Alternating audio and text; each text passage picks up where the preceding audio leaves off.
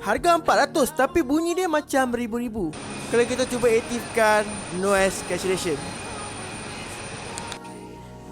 So aku dah aktifkan noise cancellation. So kau dengar kan, audio yang bising tu dia dapat meredam bunyi sebanyak 90%. Tapi dia still control korang punya vokal. Kau dengar, bila aku dekatkan mic aku, walaupun aku cakap perlahan, dia still maintain je aku punya audio kan. So disebabkan digital intelligence chipset yang terbina dalam Gojek Ultra Actify.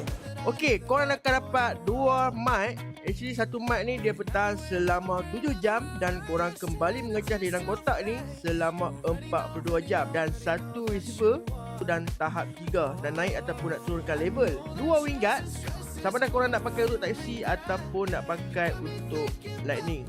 Boleh rasa lah dia punya premium dia tu. Aku tak akan kuning kau pilih. Okay, bye bye.